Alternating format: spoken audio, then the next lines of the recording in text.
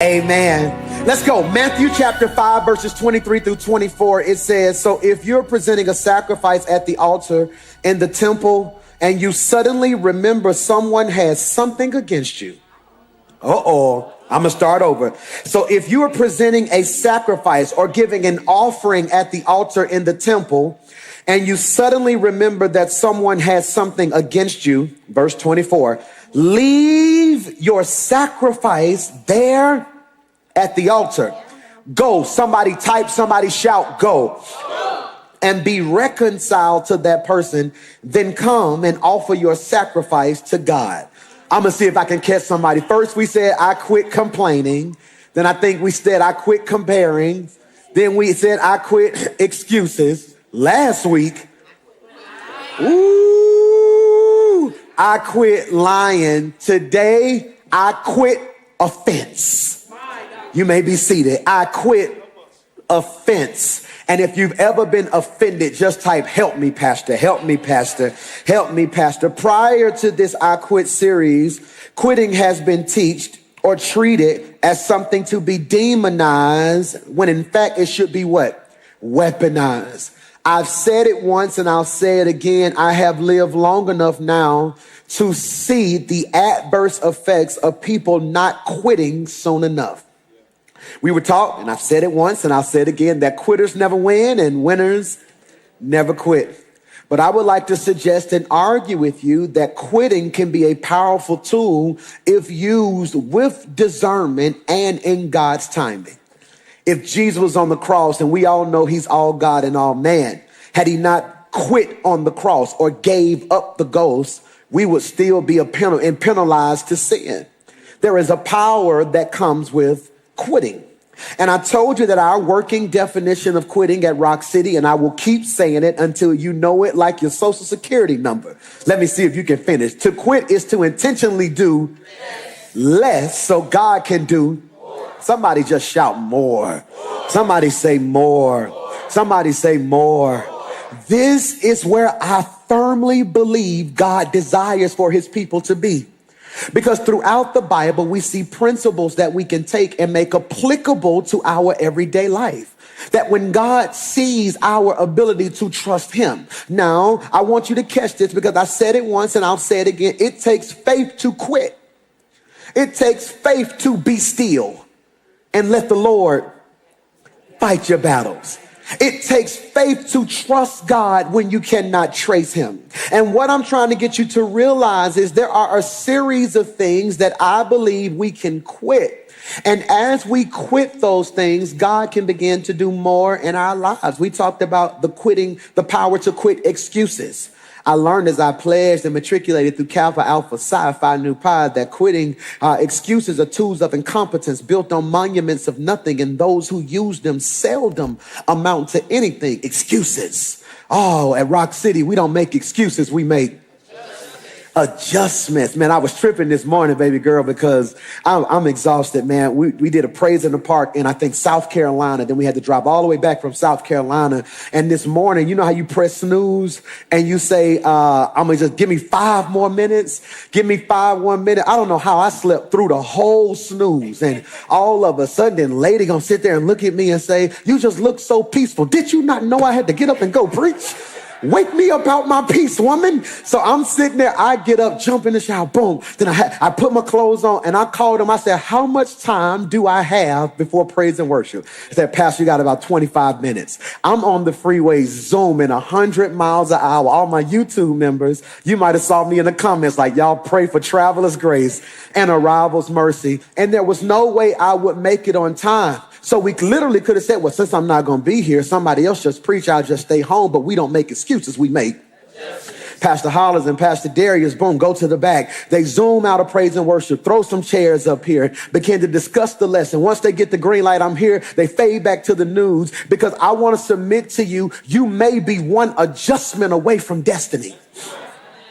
One adjustment away from destiny. One adjustment. David is standing on the battlefield, looking across the field. He sees Goliath. Saul gives him his sword, his armor. David says, I thank you, but I need an adjustment.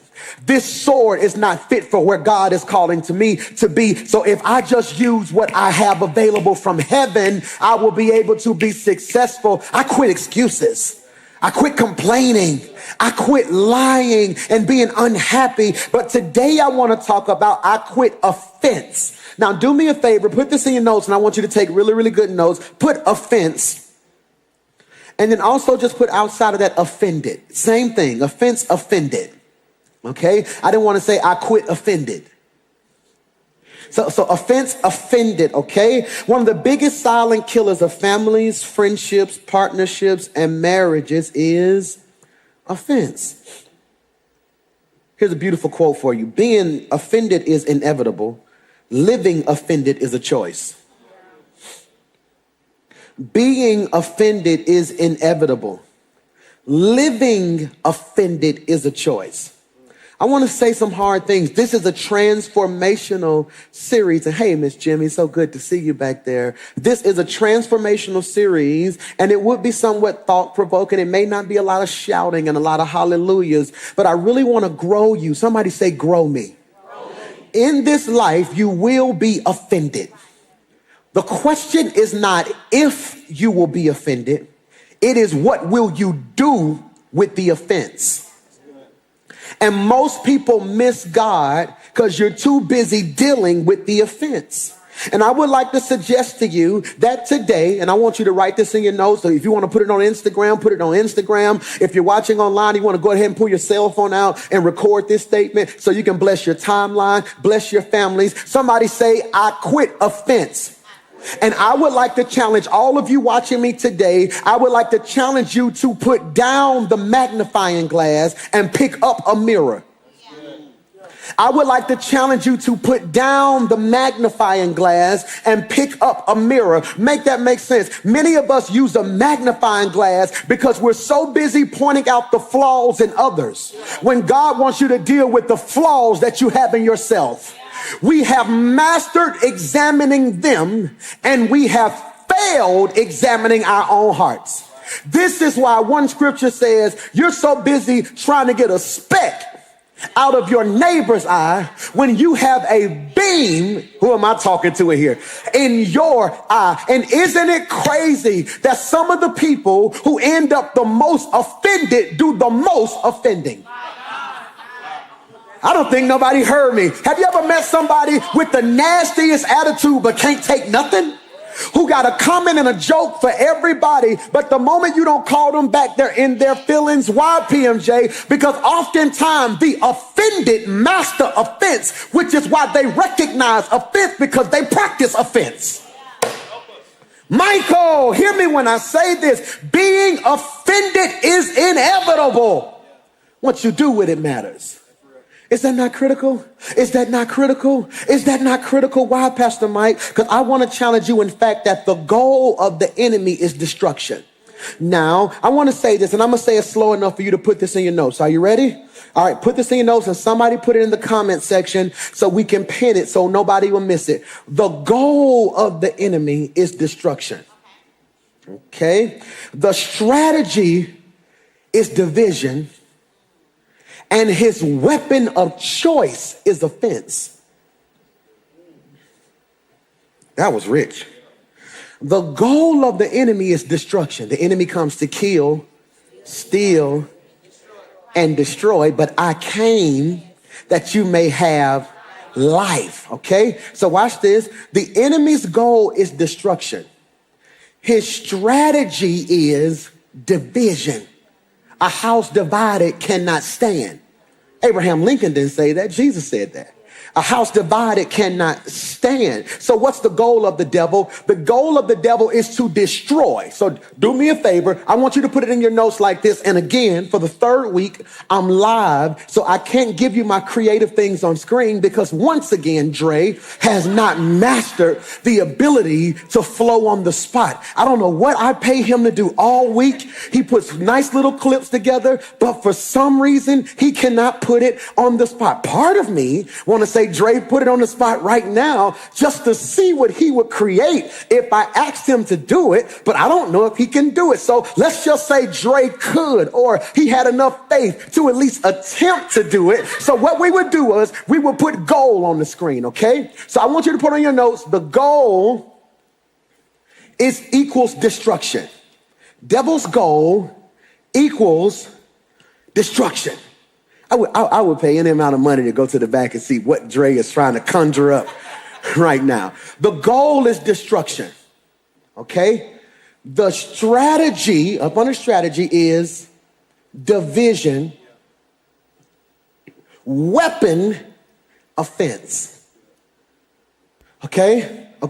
Help me, Holy Ghost. I really hope you catch this picture and this analogy, okay? So at the top, you have the goal equals what? Destruction. Put a line outside of that because you're not really sure what he's trying to destroy yet. All right, can I free you real quickly? Can I free you? All right, so the devil's trying to destroy my life. That's too broad. That's too broad. Because if the devil took my money, it wouldn't hurt me because money doesn't matter to me like that.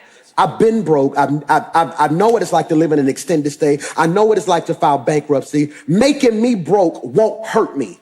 It might even motivate and inspire me more.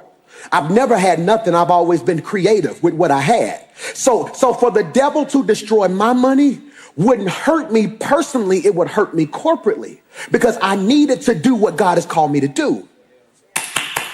So the first thing you have to understand is, please put this in your notes, what is he trying to destroy? What is he trying to destroy? Life is equivalent to a pulse. The pulse is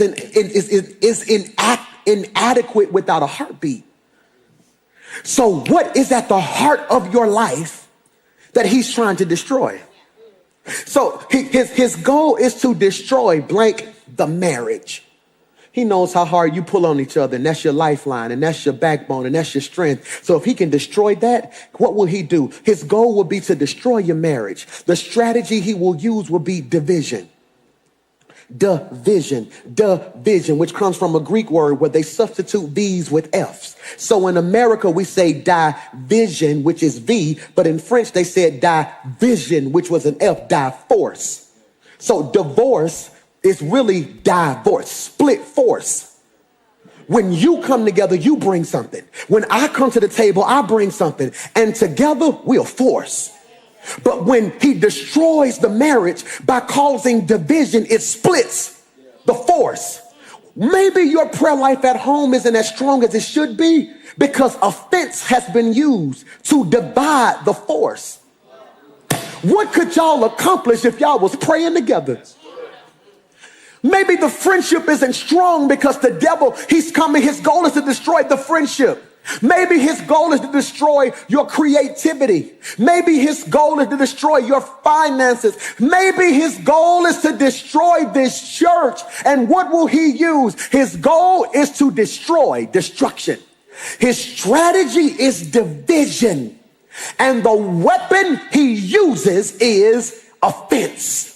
Oh, I wish somebody caught what I just said. And it's hard. I want to say this right. It's hard to live happy when you are easily offended. It's hard to be satisfied when you are easily offended. It is hard to have peace when you are easily offended. Some of you don't need a prayer partner. You need a cut man. What's a cut man? In boxing, I have somebody in my corner who does not talk, who does not coach, who does not come into agreement with anything. His only responsibility is, if in this battle I get cut, stop the bleeding. Many of you have a trainer and a friend who gonna co-sign your foolishness. And many of you got prayer partners who gonna touch and agree with you. Your problem isn't the lack of power. It is you don't have anybody in your life maintaining the leaking. And when you live a life of offense, you will always be on defense. Why does the devil cause offense? All my fellas, give me a roof. All my ladies, give me a yeah. Today during football, Tom Brady is the greatest quarterback ever because he's on offense. It is his job to score. But there is another group on the field called the what? Defense. What's the job of the defense? To stop the offense. If you only have offenders in your circle, the devil will always score. I need a couple defenders who will put me in a spiritual place that grow me to a point that I am not easily offended. This is why you're depressed sometimes. You're so worried about the negativity that you don't even realize the beauty of what God is actually doing in your life. 300 people can tell you I'm proud of you. And you'll be up all night thinking about the one person who said you're not what you thought you was going to be. 500 comments on Facebook saying great job, and you'll look at the one comment saying I didn't like the song. Because it is hard, am I helping anybody, to be happy when you live offended. And in fact, the enemy's goal is destruction. His strategy is division. It is the splitting of force. That's crazy. And what is the weapon he will use? And I want to make you aware of this in your life. The weapon he will use to destroy marriages, to break up strong friendships, to turn you against you, is offense. Jesus. And an offense, this is good today, is the act of becoming annoyed or resentful as a result of an actual or perceived insult, slight, or wrongdoing.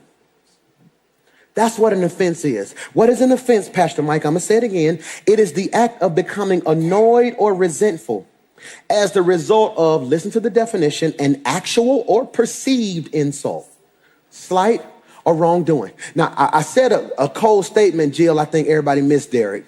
All right, I'm going to read it again. It is the act of being annoyed or insulted or becoming resentful of an actual or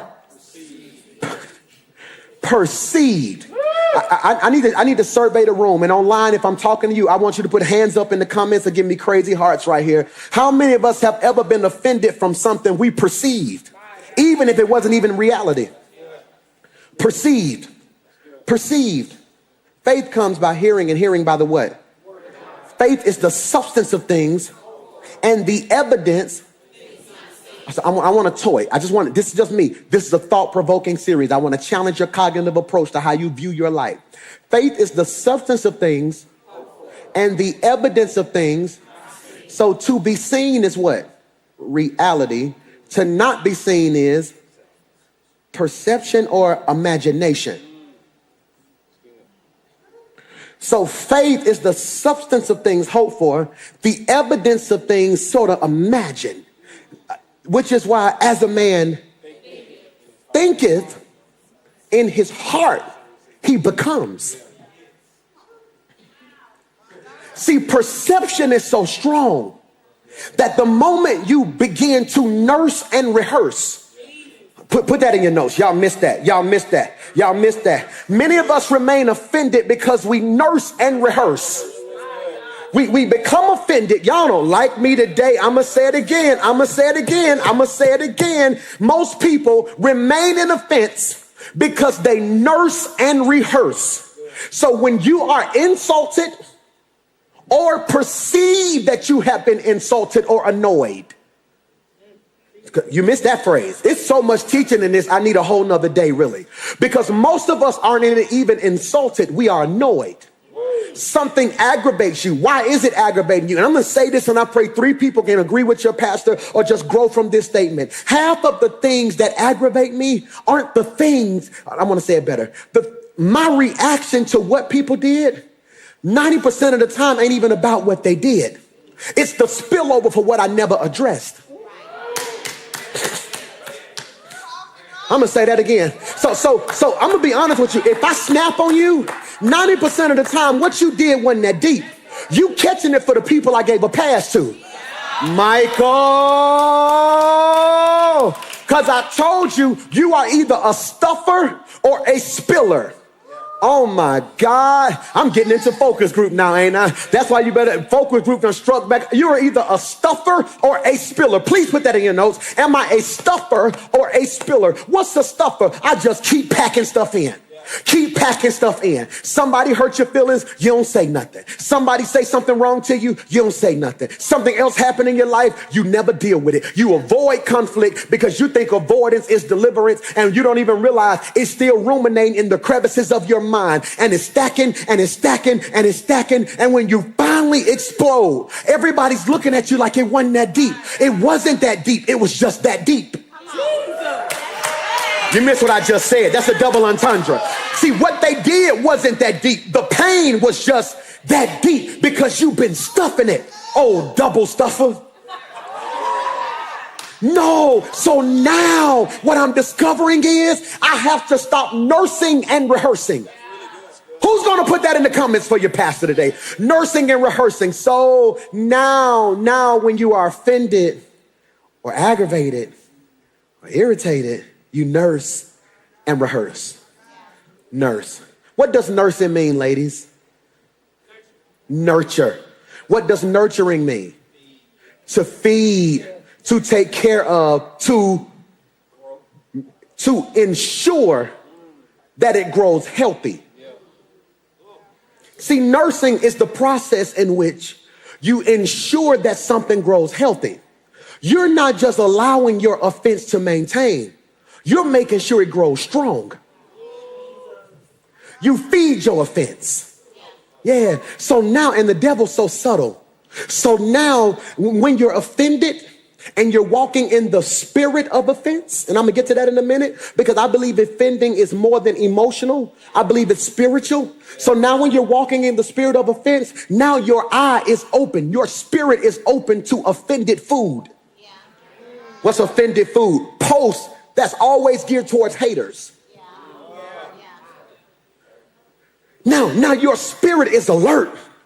Now you gravitate to other offended people. Now a person can give you healthy criticism, and all you digest is the offense. Well, I love what you're doing, and if I were you, I would just go about it a little different, because I know it's a lot of people who are doing so, but how you're going about it is kind of wrong, and people been good to you, and so. So then the next thing you say is that so-and-so said they understand. Because an offended heart always is attached to an offended ear. I'm talking heavy today. Y'all do not like me, and I'm going to grow by myself. Y'all ain't got to like me. I done messed around and let 50 y'all in the room. Now y'all mean mugging me. Like you done let me in this church. I'm thinking I'm going to be high-fiving my neighbor. Now I'm sitting having to deal with my own issues, sitting there looking offended. I don't care. I don't care. I want you better, not bitter. Somebody should have said, I received that. And I want to say this again. How many people in this room online? I want to do a public poll. Raise your hand, type your hand in the comment. Whatever it is, we are not going to let the devil maintain this stronghold in the dark areas of our life. I want to poll our ministry today. How many people have ever been offended? It's the whole room.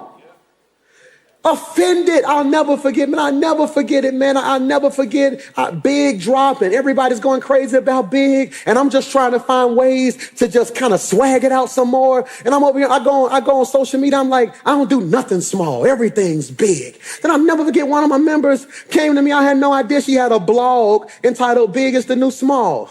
So she hit me with, Pastor Mike, it's hard enough having to fight people. Now all of a sudden, my own pastor dogging out what I feel God has called me to be. And I promise I'm sitting there in my heart, I'm like, when I never even knew you had a blog.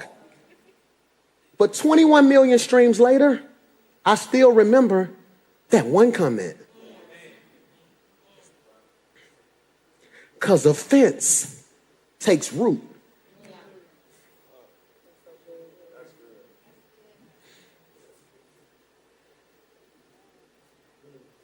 And I want to be very clear. The closer they are to you, the greater the opportunity.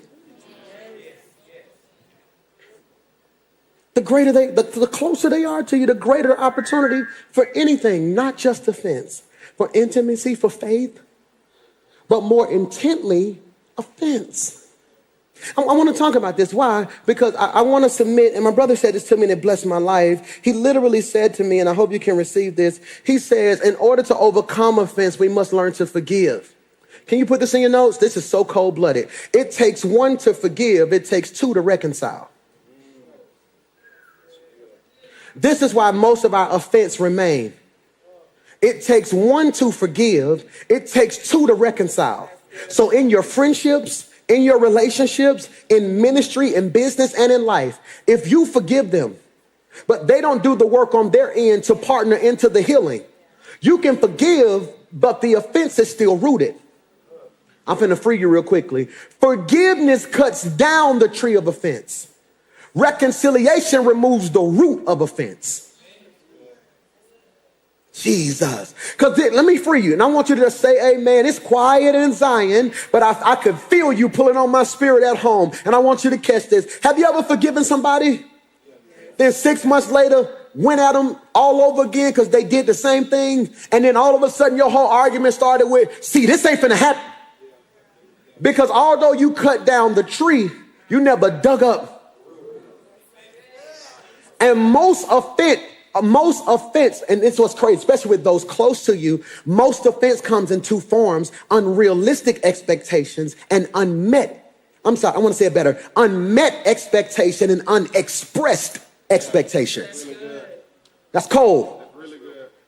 Normally I would say unrealistic, but I want to take the road less traveled today. Unmet expectations and unexpressed expectations. Oh my Lord. Oh my Lord. Am I going too fast? This good? Because a lot of times, I never forget one of my members told me, Pastor Mike, I just don't feel a spiritual connection to you as my pastor anymore. And I was like, oh my Lord, because I care. I'm like, so what can I do better? And I discovered what I had with that particular member was unexpressed expectations. She came from sort of a smaller church, her and her husband. So they got phone calls on birthdays. You know, on big events, they got invited to dinner with the pastor and they watched the pastor's children and they did all this stuff. And I told her, I said, I love you. I said, number one, that was never expressed to me. You know, so again, I'm going to show you growth. I repent that I didn't meet your unexpressed expectation. Pastor Mike, why would you repent for something they never told you? Because I was trying to give them reconciliation, not just forgiveness. Because if I operate in pride and say, well, you never told me that you grown, you should have dealt with that on your own, I then destroy the soil for the next sower. See, I want you to be the type of ex that leave them better. Jesus. Pastor Mike, do you know what they did to me? No, God bless you. I'm going to prove to you. See, true health is not walking away to teach them a lesson. It's walking away because you learned your lesson. When I walk away to teach them a lesson, I want to leave them broken so they can feel what I felt. When I walk away because I've learned my lesson, I walk away in such a way that I heal the parts that I broke. And I am no longer bound to the parts that you try to keep attached. Watch this. So I cut the cord because I really want to see you better, not broken. See, I hope you catch this. I hope you can receive it. See, the offended will always walk in another level of pride. Why, PMJ? Because to walk in offense is like building a wall, then penalizing people for not climbing over it. It's called unmet and unexpressed expectations. Did you catch that? Did you catch that, Aisha? Aisha, if you this close and you come to all the recordings and you have my number and you have direct access that if something's bothering you, all you can do is share it with me and you still get offended, you choose to be offended. Did you catch that? So what happens now? So now let's just say Aisha is close to me, and let's just say Elder Carlene, Evangelist Carlene, birthday was last Thursday. So I'm sitting at home, don't have anything to do. And for once, I open Facebook and I see everybody say, happy birthday, Carlene. So then what do? I go on Carlene's face and say, oh, happy birthday, Carlene. Then the next day is your birthday. But I got 6 interviews. The boys got football, so-and-so, so-and-so. I never go on social media. You never told me your birthday. Unexpressed. I didn't see it was your birthday. All right. So then you go home that night and say, man, he told Carlene happy birthday and never told me. And what? She's now in an offense. All right. She has a legitimate reason as to why she's offended. Watch this. Every person has a right to be offended. I also believe you have to have a due diligence to investigate the offense. Did you catch that? You should have a diligence to investigate the events. Okay. So especially if there's relationship. Ooh, I'm going there today. So now Aisha has a responsibility to now say, man, Pastor, then tell me happy birthday. Like, man, he told Carlene so-and-so, hey, Pastor Darius, did Pastor know it was my birthday? Well, I'm not sure if he knew it was your birthday. I'm so sorry. Let me hit him up and try to see if he knew it's his birthday. Boom, boom, hey, Pastor Mike, did you know it was Aisha? Oh, my Lord. Yeah, she gave me a call. She might have been just a little bit offended. She grown. Ain't got time to be telling her no happy birthday. I'm busy. See, watch this. Because now I'm offended that she's offended. Now I'm offended that she don't know what schedule I got that I never expressed to her. It's tennis. It's tennis. Oh, if this was a recorded sermon, Dre could have really put a production for that right there. But he hasn't got to a point yet where he can produce live in the midst of church. Because if I could, Aisha had a legitimate offense. He didn't say happy birthday. Then over here, I could have been mature and just said, oh, my Lord, give me her number. But because I now feel like she should understand, because what do? I build my case. Well, I told her happy birthday last year. I told her happy birthday the year before that. I just took her to the Mexican restaurant 3 days ago and we ate. That was her pre-birthday dinner, if you really want to know the truth. And then all of a sudden now I'm offended. She grown. All right. So then all of a sudden 3 days pass. And she's talked to Pastor. Now, I told Pastor D, and that's his brother. So I know he told him. Then now all of a sudden on Facebook, you see a pastor who's just probably trying to get likes and say, it's a shame when you're connected to a ministry where the shepherd does not know the sheep and he doesn't so-and-so, so-and-so. So now your offended ear and your offended heart, like, oh my God. So now you share it to throw us that. Now you share it because you offended. So now you got your little circle of 4 or 5 people. Like, I can't believe he didn't tell you happy birthday. And they are nurturing. I'm preaching to somebody. They are nurturing the offense. So now go to your timeline. It's all about, well, if it's real, they'll tell you. Or if it was a real connection, you should know so-and-so, so-and-so. Well, I want to be connected to a shepherd who smells like sheep, yada, yada, yada, yada. And now you're connected to all of this hurt because you were using the offense subconsciously to nurture the pain that you could have dealt with intimately. So then now, Pastor looks at his thing and says, hey, so now my team says, have you noticed so-and-so social media? So then I look at the social media and I'm like, are they throwing shots? So now since I'm in offense, I go post now, if you need a mama, you should ask your mama for birthday. See, I'm one of them people at me so so you can know it's real. So now both of us broken, watch this, when in reality we love each other, but the goal of the devil is destruction. His strategy is division. Watch this. So now the senior pastor can't even come into agreement with one of his prayer warriors because he used a weapon called. And that same tactic is what he used in marriages. He didn't know he didn't know birthdays were a horrible experience for you growing up. You never said that. So when all he plans for you is a dinner and you had expectations of something grand, now you're in offense. So now when his birthday comes around and he says to you, baby, I want to do it big for my birthday, your offense kicks in because you say, now, we ain't do all that for my birthday. No, we ain't doing it. Because you offended. Y'all ain't got to like me. Y'all ain't got to like me. I'm talking heavy today. I'm talking heavy today. And Jesus taught this in Luke 17:1. It's what theologians call the inevitability of offense. It is what theologians call the inevitability of offense, which means being offended is inevitable. Being offended is inevitable. That's why I opened the message by telling you, and I pray you receive it, being offended is inevitable. Living offended is a choice. Wow. Look at Luke 17:1. Then he said to the disciples, it is impossible that no offenses should come. Did you catch what Jesus just said? It is impossible that no offenses should come, but woe to him through whom they do come. Jesus was simply telling them, quit offense.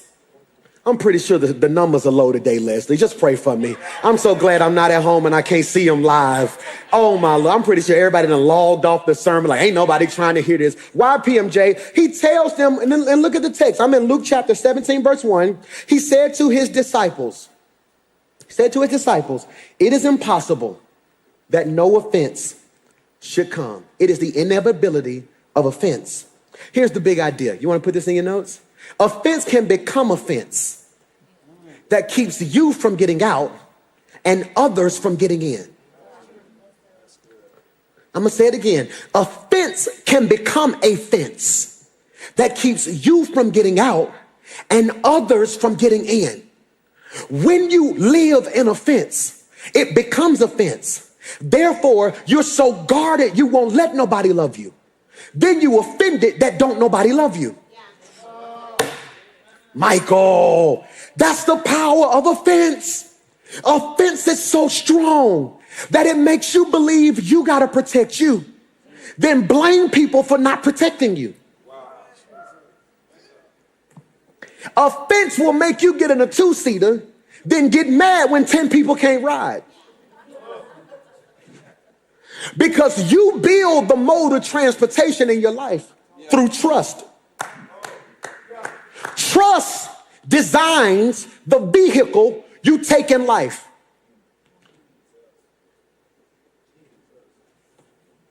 And what I'm trying to get you to realize is offense keeps you trapped in and it keeps others locked out.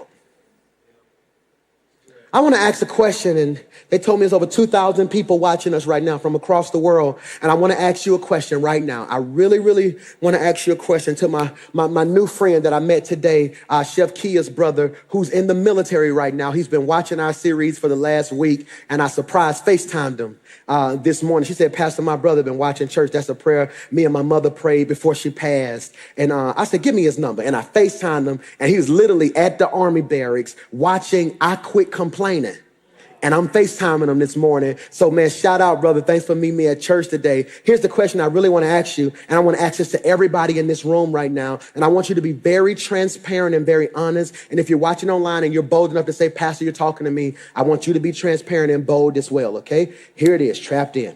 Who actually wants more friends, but the fence too strong?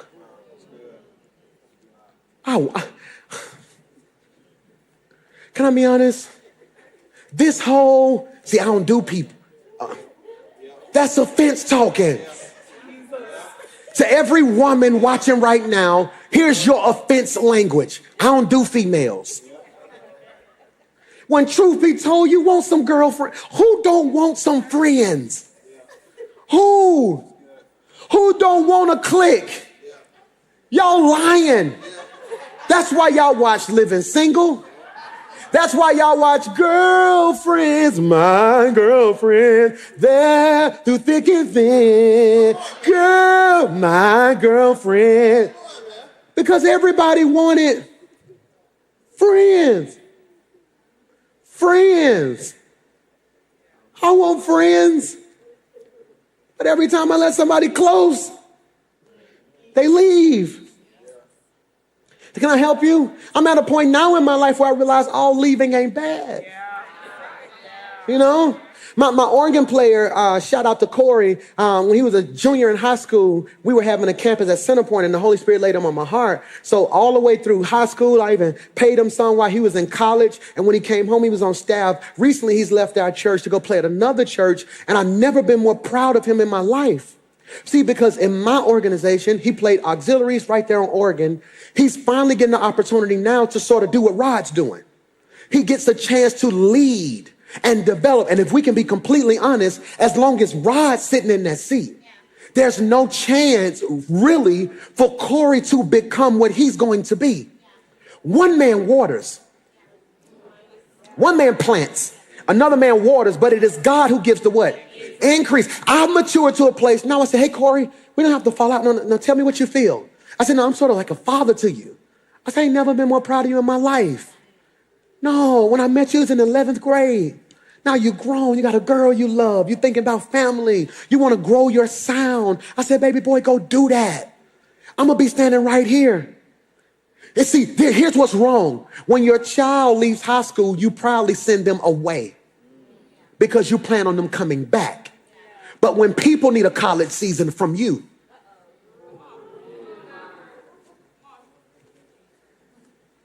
no, I'm not offended. I'm proud. I'm proud.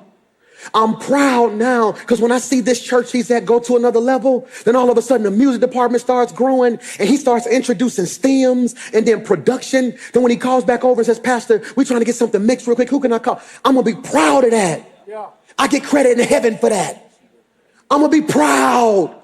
But many of you keep everything and everybody locked out because you're offended. A brother offended is harder to be won than a strong city. That's Proverbs 18 and 19. A brother offended is harder to be won than a strong city, and their contentions are like the bars of a castle.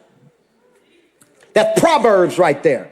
That's Proverbs right there. Pastor Mike, why is that so important? And I need you to catch this now, because I don't look at offense as just an emotional reaction to someone's opinion or action. I think it goes far deeper into an issue of our flesh and a demonic realm. The spirit of offense causes division. The biggest key element that offense does is break up unity. It loves to conquer and divide. And we see this in Proverbs 18 and 19. A brother offended is harder to be won than a what? Strong city. And it talks about contention. So what's contention, Pastor Mike? Contention is to have a heated argument. It puts bars and gaps between you and that person. So contention is a heated argument. And what does it do? It puts bars and gaps. D-Mac, come here for a quick second. So God desires that we walk like this. God desires for your marriage to be unified. Your friendships to be unified. Your church to be unified. I'm finna go deeper. You and your children to be unified. You and your in-laws to be unified. Watch this. So what happens is he pulls on subtleties. Like, let's just take for instance, in-laws. I'm a McClure, you're a Johnson.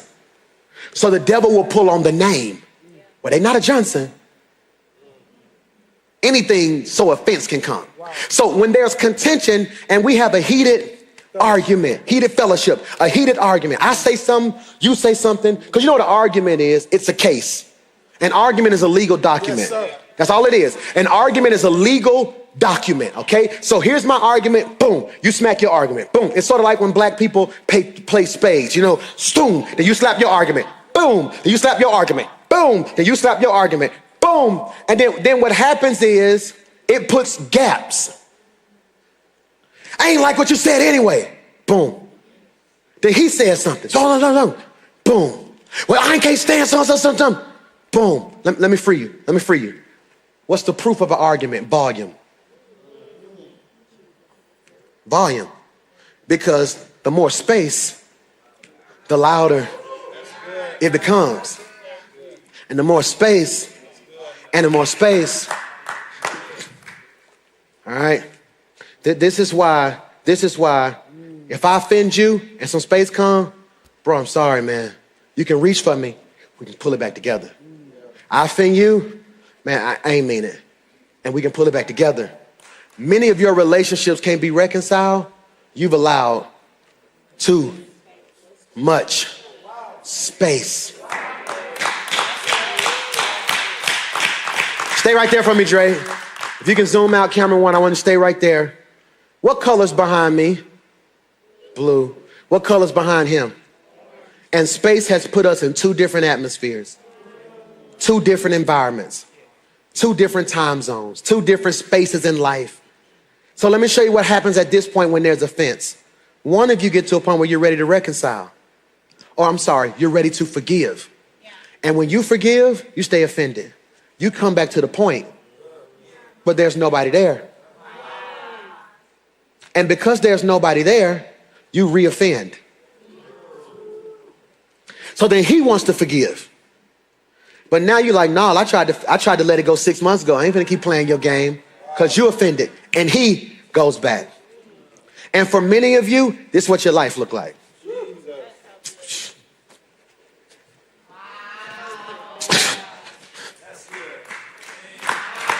And you look up and 7 years done passed.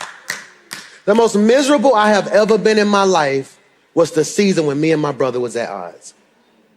That's public. The most miserable, because we let offense get in. I wasn't mature enough. It's so much I could have done better. That was the worst part of my life. And here's the crazy part. Then we got cool, but God never called us to be cool at a distance. Because can I ask you a question? When you're designed to do this, but then you live like this, it don't feel the same. That's some of the most miserable times of my life. Miserable times in my life, and my team would tell you, we would be winning, and I'd be like, yeah. Then I'd look over and be like, I wonder what D doing. So I let offense come in. I let offense, and contention puts gaps. Can I ask you a question? Who's gonna build a bridge? Who's going to build the bridge? Can I ask you a deeper question? Are the people in your life helping with the bridge or building more gaps? Thank you, D. Because there are some people who like you better offended because they get more from you. I gotta stop, man. Y'all not gonna like me today. Y'all not gonna like me today. And at the root, do I need to stop or keep going? Can I keep going? Shall I proceed? Yes, indeed. Hear me when I say this. Unforgiveness at the root of offense is unforgiveness. Unforgiveness. Unforgiveness occurs when we refuse to give others what God has already given us.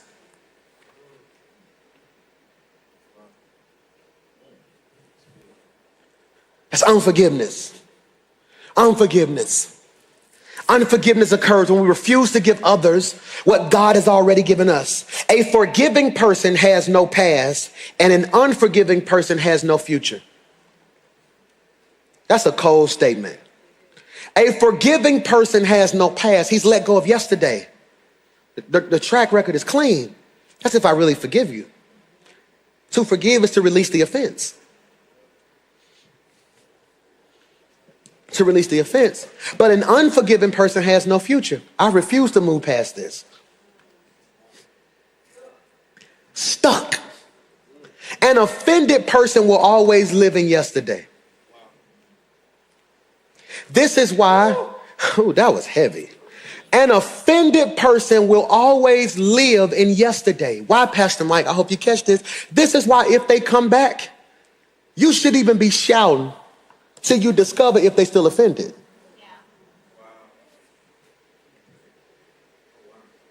If I got to walk on eggshells with you when you come back, that's proof you still offended.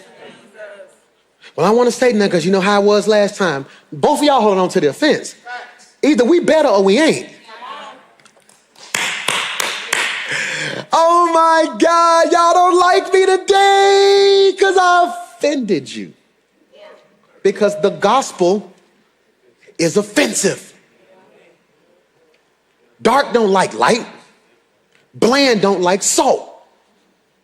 God says you are the light of the earth. You are walking offense to the enemy. This is why the attack on your life is so strong. The attack on your life is so strong because the devil knows you keep offending him. He put all that hell in your life and expected you to be depressed. And you said, the joy of the Lord is my strength. I'm going to say something that only 7 people going to catch this. Hell is mad because hell is offended. It took your whole bloodline out but can't do nothing with you. It's offended. It put all that drama on your doorstep, but you still woke up and said, God, I thank you for every mountain you brought me over and every valley you took me through. I am on this earth to make hell not just mad, but offended. And if you don't hear a message from your man of God every now and again that offends you, go to another church. Because true gospel and the true preaching of the gospel comforts the afflicted and afflicts the comfortable. There should be a message that comforts you when you're wounded, but then there should also be a message that offends you when you're comfortable. Wow.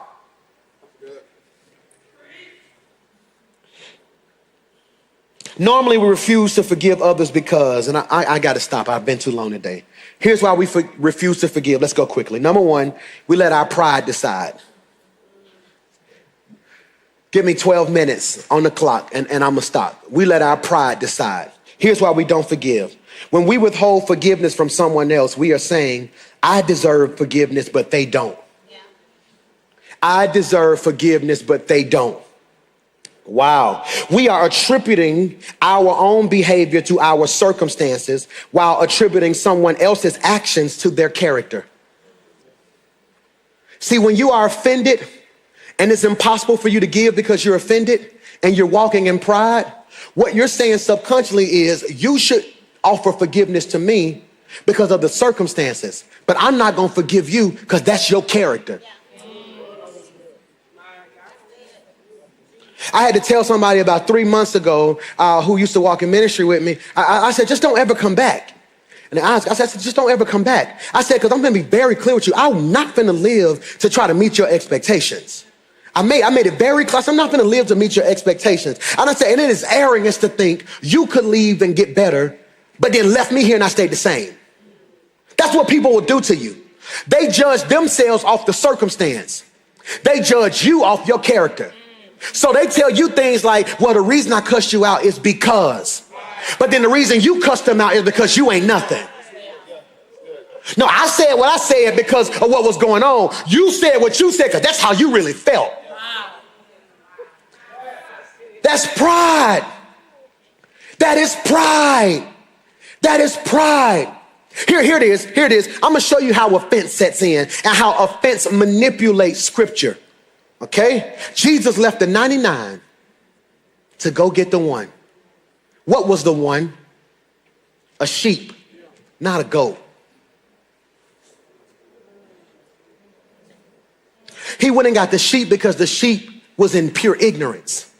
It didn't know better. Or in other words, it was distracted. A sheep is the type of animal that can be walking in a pack and hear in the bushes, shh, look, and go investigate it. And before the sheep realizes it, it's alone and away from the pack. So the shepherd, watch this, would trust the 99 to keep each other. Because the 99 didn't move if he didn't move. So he would leave the 99 because they could self-police. He would go into the woods and find the one. But here's the part that you don't realize, because all you hear is, come get me. He would then break the sheep's leg. As a reminder, don't ever walk away again.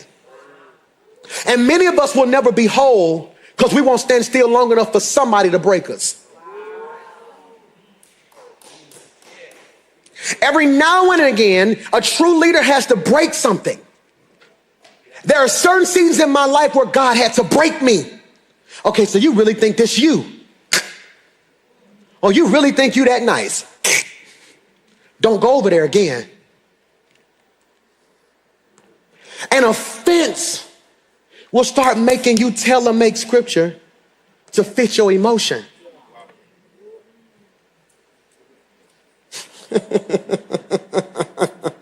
Number two, we don't forgive because we assume we already have. Did you catch that? Number one, we don't forgive because of pride. Number two, we don't forgive because we assume we already have. One of the biggest misconceptions about forgiveness is that it is an event, when in actuality, it's a process. Saying I'm sorry is step one. Can you put this in your notes?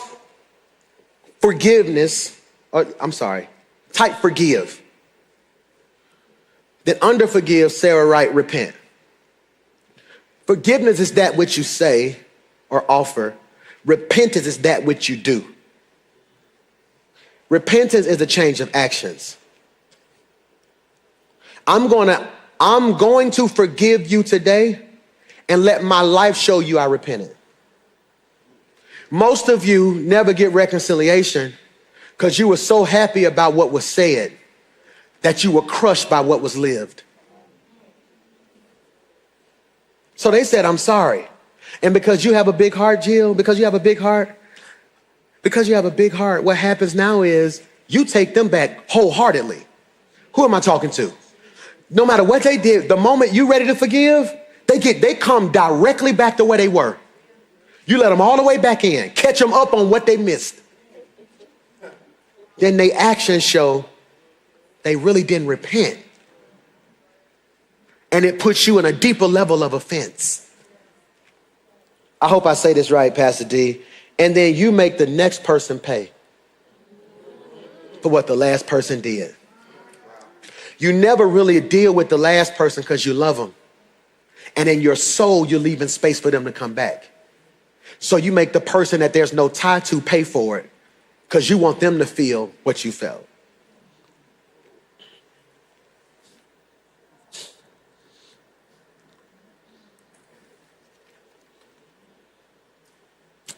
Then Peter came to Jesus and asked, Lord, how many times shall I forgive my brother or sister who sins against me? Up to 7 times, Jesus answered. I tell you, not even 7 times, but 77 times. Jesus was communicating several things to Peter. One of those things is that forgiveness often has to be repeated. Did you catch that? Forgiveness often has to be repeated. Okay? I'm going to stop on this so you can play softly. Number 1, we don't forgive because of pride. Number 2, we don't forgive because we think we've already forgiven. Number 3, we don't forgive because we didn't get an apology. Forgiveness is not the result of an apology. It's possible to have one without the other. Xander, my oldest, and it's hard to believe he's finna be 15 in January, right? That's crazy. That's insane. Like Xander finna be 15 in January. So Xander, I'm very hard on him now. I got to accelerate it. So I think I parent very well, but once you hit certain windows, they get different graces. You get what I'm saying? So Xander, he in go mode now. He get straight. It's intense. It's very intense right now. You know, so Xander calls lady and says, Mom, I don't have my girdle. And the coach said, if I don't have my girdle for football and turn it in, I can't play in the last game. Can you find it? So I get home and Lady and Mason tearing the house up looking for this girdle. I'm looking for it. Holy Spirit said, call Xander back. I called Xander back. I said, what you doing? Hey, Dad, up here chilling. We finna eat. I was like, all right. I said, did you find your girdle? No, Mason probably turned it in. I said, are they gonna let you play? Oh yeah, I'm good. So then I just lose it. So why you didn't call you back and tell him you were good? Oh, I said, so Mama been at the house tearing this house up, going through all the laundry, because we all at the house thinking you're not gonna be able to play in your final 8th grade game. So I lose it. That's called being responsible. Think about what happened. So I went for it. Called being responsible. Think about your actions. All she had to do, she had to stop. Yada, yada, yada, yada, yada, yada, yada, yada, yada. Then we get in the car after the game, and he said, Dad, I'm sorry. I said, I don't want to hear I'm sorry. Show me. Because most parents know I'm sorry is what I say sometimes because I really don't want the whooping. Ain't no whooping attached to it. Ain't no whooping attached to it. Baby boy, I need action. I need action. A day lady hit me. Hey, what's up? I'm up here at the school. Everybody talking about going to the Spain Park game. I told them I had to call and ask you first. I said, okay. No, we're not going to go. We got other stuff going, yada, yada, yada. All right, cool. Then I said, he called. That was a step in the right action. Did you catch what I just said? Forgive. See, many of us want I'm sorry because of what it means. All right. What they say, what you hear. Okay? What they said was light. I'm sorry. What you heard was, you win.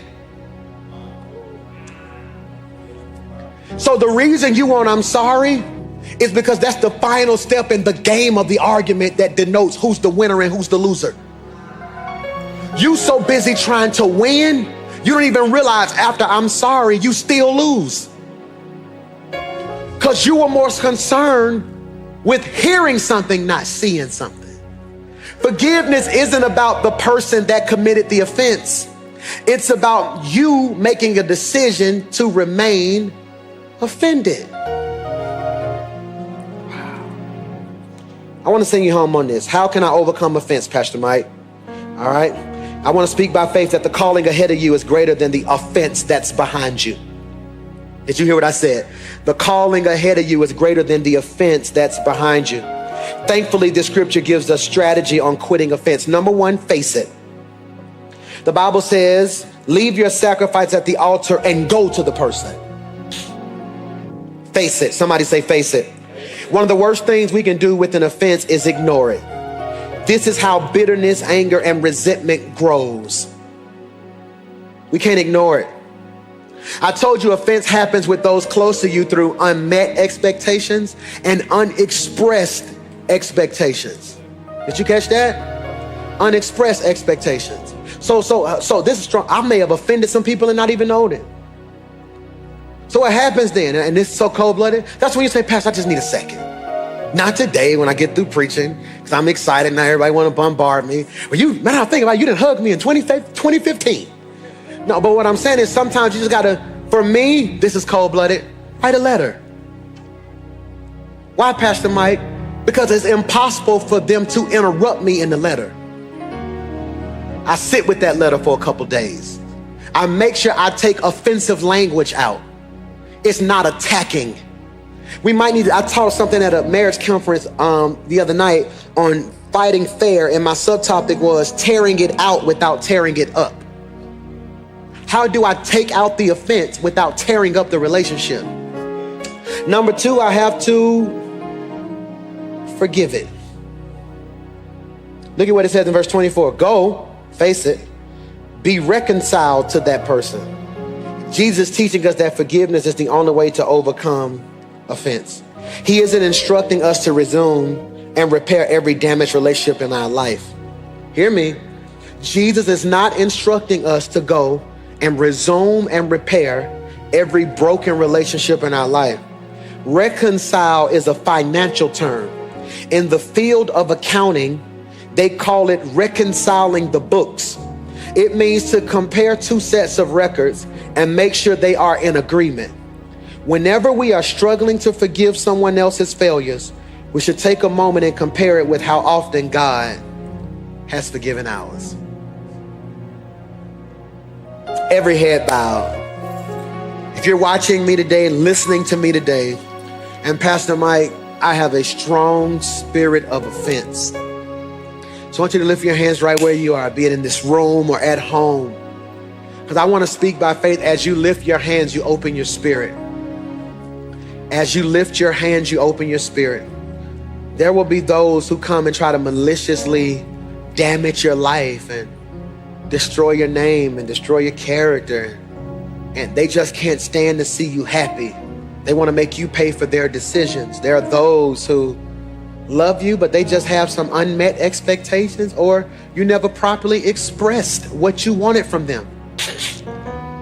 They thought they were in a friendship, you were thinking romance, or your idea of a wife is not who they are. You never expressed the things you desired. Pride made you feel like it was weak of you to do that. They should just know that's ignorance. Right now, in the name of Jesus, I come against the spirit of offense.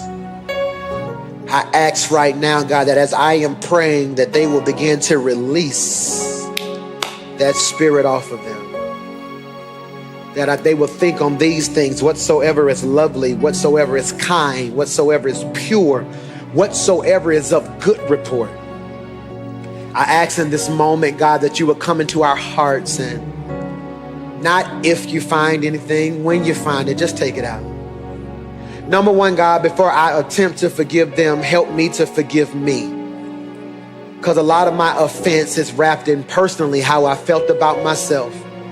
A lot of times I was offended because whether that person know it or not, they affirmed the negative feeling I was trying to fight off.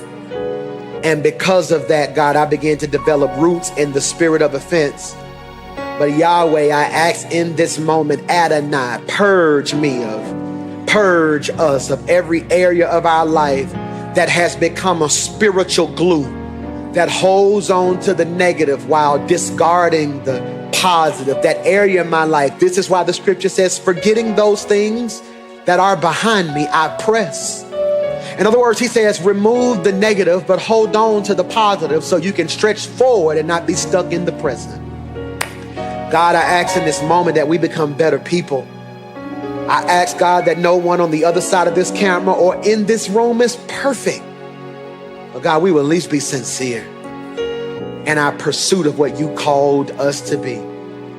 So God, in this moment, we lean heavy on Proverbs 3, that we trust in the Lord with all thine heart, and we will lean not in our own understanding, because the truth of the matter is I can't understand why this person did us like that. I can't understand how my parent can do so and so. I don't understand how they can say they love me and still hurt me. I don't understand how they could let me go after 20 years. I don't understand how no matter what I do, it's not good enough. That's why we can't lean not on our own understanding.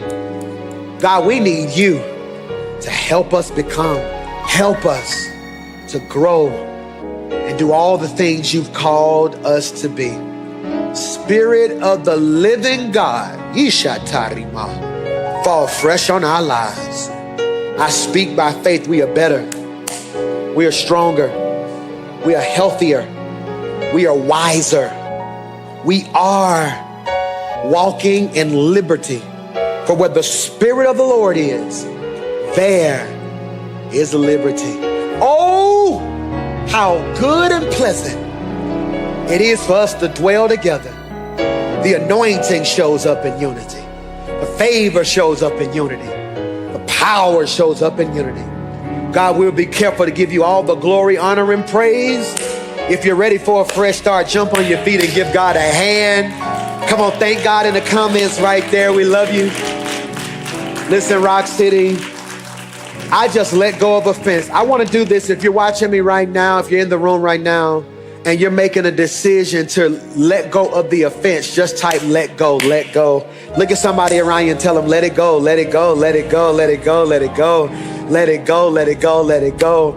I believe what God is doing, eyes have not seen and ears have not heard. Rock City, if you want to give your life to Christ, I mean this from the bottom of my heart. Maybe you don't know Jesus. Maybe you've been watching us for a while and you're just looking for a good church home. I want you to text HOME to 28950, 28950. Maybe, Pastor Mike, I've been wanting to join a good church, but my last church offended me. I don't want you to offend me. Let me make you a promise. You're going to be offended in life. What are you going to do with that offense? If you're feeling in your spirit, man, this is home for me, go ahead and come home. Maybe you haven't been to church in a while virtually because something offended you. Maybe you're offended by the fact that we're not back in person. Maybe you're offended by the fact that, man, pastor's not doing XYZ, a church isn't doing XYZ, and you haven't been watching for the last couple weeks, but today you decide to come back on. Let us tell you right now, we're standing right here. We love you. We thank God for you and all that God is doing in your life. If you're giving today, you know how to give. You can text IROC with the amount you wish to give to 28950. Thank you for being faithful over your giving. I do not choose to offend heaven. And that's something we might need to talk about this week in devotions. And we may have to do some sort of Bible study. And you teach this week, Pastor Darius, because we're so concerned about who offended us that we don't realize sometimes our life offends heaven. That when we don't pray, we offend God. When we don't trust him, we offend God as if he can't do it. When we don't give, we offend him thinking that we should supply the need when God can supply the need. I do not want to be an offense to heaven. And I believe what God has for me, eyes have not seen and ears have not heard. Are you blessed? Are you blessed? I love you. I'm praying for you. Pray for your pastor. This week, I was called and asked to present an award at the Dove Awards this week. So that's pretty cool, man. I get to walk up there and present an award. But then we're coming right back here so we can get back on fire for what God is doing. I love you. I'm praying peace and blessings over your life. Father, in the name of Jesus, your will, nothing more, nothing less, nothing else. In Jesus' name, And everybody said, amen. We'll see you at Devo Energy in the morning. Give God praise.